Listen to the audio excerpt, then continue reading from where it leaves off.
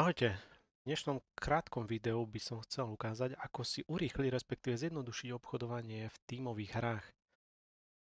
Ja som si tu v kreátore nasimuloval takú klasickú situáciu dvoch tímových hráčov, ktorí, dajme tomu, už sa chystajú na ten obchod medzi sebou a ja vám ukážem ako na to, lebo voľakedy platilo také pravidlo, že čím ďalej bol market, tým viac goldov ste dostávali za to obchodovanie.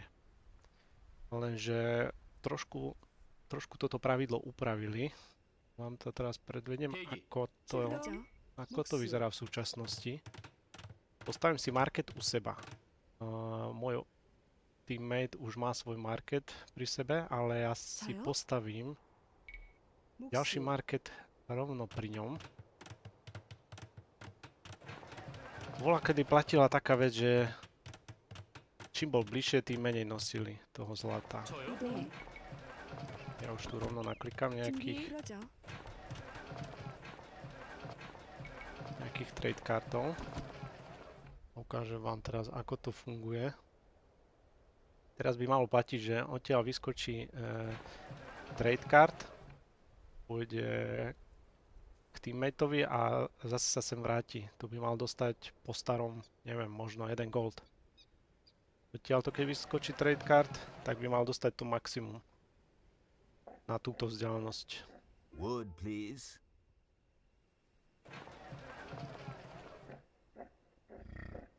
No ale ako vidíme, tento trade card sa nevracia späť do tohto marketu, ale ide do toho vzdialenejšieho.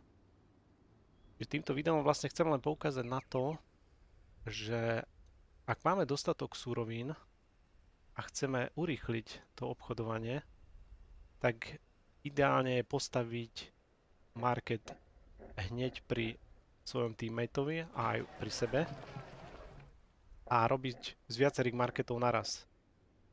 Vidím, že tu nesie 63. Ten, čo ide zo vzdialenejšieho marketu,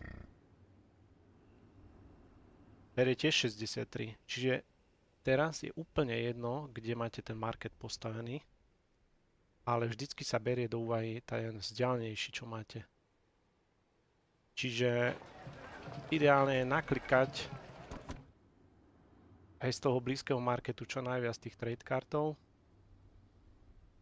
a ušetríte tým jednu cestu, lebo keď tu vyrobíte trade card, kým prejde túto jednu cestu, tak tento už to môže mať za sebou. Ako nie je to žiadny cheat ani nič, proste len ušetríte jednu cestu, ktorú by išiel na prázdno. Lebo už rovno odtiaľ pôjde naplnený do toho marketu. Čiže všetci teraz nosia 63 goldu a berie sa do úvahy vzdialenejší market. Prípadne potom môžete zmazať tento bližší market, ale asi je to jedno, lebo oni budú vždycky chodiť do toho vzdialenejšieho. Takže vyskúšajte si to, vidíte, zrýchli vám to trošku hru, rýchlejšie nazbierate tie goldy a môžete dominovať. Tak čau, pri najbližšom videu.